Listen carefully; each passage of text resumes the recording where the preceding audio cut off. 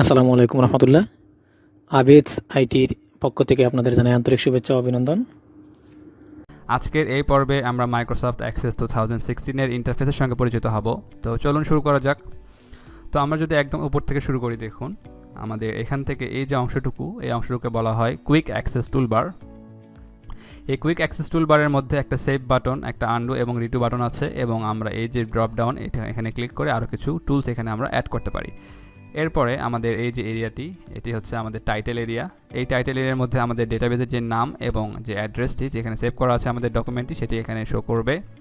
এবং একদম ডান দিকে এটি হচ্ছে আমাদের উইন্ডো কন্ট্রোলার। এখান থেকে আমরা মিনিমাইজ, ম্যাক্সিমাইজ এবং আমাদের ডকুমেন্টটিকে ক্লোজ করতে পারি। এরপর একটু নিচে এখান থেকে এই যে অংশটুকু, এটি হচ্ছে আমাদের রিবন এরিয়া।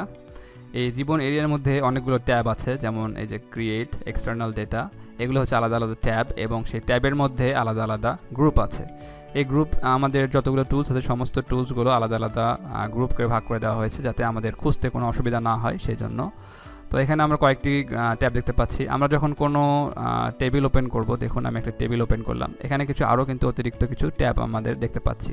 যখন আমরা কোনো টেবিল ক্রিয়েট করব বা কোনো ফর্ম ক্রিয়েট করব, তখন এখানে আমাদের কিছু এক্সট্রা ট্যাব আমাদের এখানে শো করবে। ওকে, এরপরে আমরা যদি একটু বাম দিকে দেখি, এখান থেকে এই যে অংশটুকু, এটি হচ্ছে আমাদের ন্যাভিগেশন প্যান। আমাদের ডকুমেন্টের মধ্যে যতগুলো অবজেক্ট থাকবে, সমস্ত অবজেক্টগুলো আমাদের এই ন্যাভিগেশন প্যানের মধ্যে দেখাবে।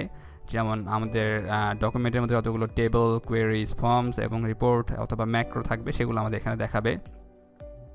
তো যদি আমরা এই যে ড্রপ ডাউনটি আছে, এখানে যদি আমরা একটা ক্লিক করি, দেখুন ক্লিক করার পরে এখানে বেশ কিছু অপশন আছে, যেমন টেবিলস, কোয়েরিজ, ফর্মস। হ্যাঁ, আমাদের এই যে ন্যাভিগেশন প্যান আছে, আমরা চাচ্ছি যে আমাদের ন্যাভিগেশনের প্যানের মধ্যে যতগুলো টেবিল আছে শুধু সেই টেবিলগুলো আমাদের দেখাবে, বাকি সব কিছু হাইড হয়ে যাবে। এই জন্য আমরা কী করতে পারি, এই ড্রপ ডাউনে ক্লিক করব। ক্লিক করার পরে দেখুন এখানে টেবিলসে যদি আমরা ক্লিক করি, তাহলে শুধু আমাদের যতগুলো টেবিলস আছে শুধু সেই টেবিলগুলো আমাদের এখানে দেখাবে। আবার যদি আমরা এখানে ক্লিক করি, যদি এখানে ফর্মসে ক্লিক করি, তাহলে আমাদের ডেটাবেজের মধ্যে যতগুলো ফর্ম থাকবে সেই ফর্মগুলো আমাদের এখানে দেখাবে। এভাবে সেমভাবে রিপোর্টসগুলো আমাদের এভাবে দেখাবে। আমরা যদি আবার এখান থেকে অল অ্যাক্সেস অবজেক্ট করে দিই, তাহলে আমাদের সবগুলো অবজেক্ট কিন্তু আবার এখান থেকে আমাদেরকে দেখাচ্ছে একসঙ্গে। এরপরে দেখুন এখানে একটা ড্রপ ডাউন অ্যারো আছে, আমরা যদি এখানে ক্লিক করি, তাহলে কি হচ্ছে, আমাদের যে টেবিলগুলো ছিল সেই টেবিলগুলো এখানে হাইড হয়ে যাচ্ছে। একবার আমরা ক্লিক করব, হাইড হয়ে যাবে। আবার যদি আমরা এখানে এই ড্রপ ডাউন অ্যারোতে ক্লিক করি, তাহলে আবার ফিরে আসবে। সেমভাবে আমরা এগুলো করতে পারি, আমরা সবগুলো একসঙ্গে কী করতে পারি, হাইড করতে পারি, আবার এগুলোকে আমরা আগের অবস্থায় ফিরিয়ে নিতে পারি।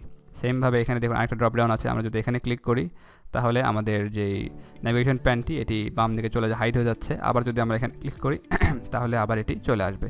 সেমভাবে আমরা দেখুন এটাকে এইভাবে টেনে আমরা আমাদের ন্যাভিগেশন প্যানটিকে একটু বড় করে নিতে পারি, আবার এটিকে আমাদের ছোটো করে নিতে পারি আমাদের কাজের সুবিধার্থে। এরপরে যদি আমরা ডান দিকে দেখি, এটি হচ্ছে আমাদের ডকুমেন্ট ট্যাব। আমরা আমাদের এখানে দেখুন যতগুলো টেবিলস, আমরা যেখান থেকে যে কোনো অবজেক্ট আমরা ওপেন করব, সেগুলো আমাদের এই যে ডকুমেন্ট ট্যাব আছে এর মধ্যে আমাদের দেখাবে। দেখুন আমি যদি এখান থেকে ফর্ম একটা ওপেন করি, তাহলে আলাদা একটা ডকুমেন্ট ট্যাব চলে আসতেছে। এইভাবে যতগুলো আমরা ওপেন করব সমস্ত আলাদা আলাদা ট্যাবে দেখাবে। এখানে যদি আমরা এখান থেকে ওপেন করি, এরপরে এখানে দেখুন যতগুলো আমরা ওপেন করব সমস্ত আমাদের আলাদা আলাদা ডকুমেন্ট ট্যাবে আমাদের দেখাবে। আর দেখুন এখানে রিপোর্টস আছে কিছু, এভাবে সব কিছু আমাদের আলাদা আলাদা ট্যাবে দেখাবে। আমরা এখান থেকে আবার এটিকে এভাবে কেটে দিতে পারি। এটা দিয়ে আবার আমাদের প্রয়োজন অনুযায়ী যে কোনো আমরা অবজেক্ট এখানে ভিউ করাতে পারি। যেমন আমি যদি এটাকে আবার দেখাই, দেখুন এখান থেকে স্টুডেন্টস যে টেবিলগুলো আছে সেই টেবিলগুলো আমরা এখান থেকে সিলেক্ট করে এখান থেকে কেটে দিতে পারি। আবার এখানে ডাবল ক্লিক করলে আবার সেটি আমাদের এখানে এই ভিউ এরিয়াতে দেখাবে। তো এরপরে আমরা একদম নিচে যদি দেখি, দেখুন এখান থেকে এই অংশটুকু, এটি হচ্ছে আমাদের রেকর্ড ন্যাভিগেশন।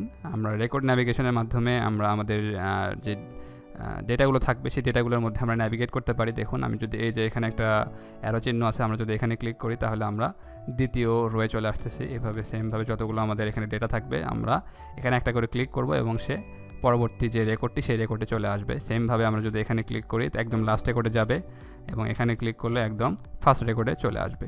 তো এটি হচ্ছে আমাদের ন্যাভিগেশন যেই রেকর্ড ন্যাভিগেশন, সেই রেকর্ড ন্যাভিগেশন বারতে এখানে আমরা ক্লিক করে আমাদের যে কোনো ডাটাকে আমরা সার্চ করে নিতে পারি।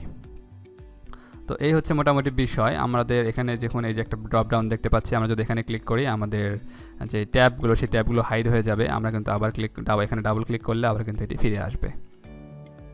তো এই হচ্ছে মোটামুটি আমাদের ইন্টারফেসের সঙ্গে পরিচিত হলাম। পরবর্তী পর্ব থেকে আমরা ডেটাবেজের যে বিষয়গুলো, যেমন আমরা টেবিল ডিজাইন করা শিখবো, ফর্ম ডিজাইন করা শিখবো, এই বিষয়গুলো আমরা পরবর্তী পর্ব থেকে শিখবো। তো আজকের পর্বে জাস্ট এতটুকুই, পরবর্তী পর্বে আবারও দেখা হবে। ততক্ষণ সবাই ভালো থাকবেন, ধন্যবাদ।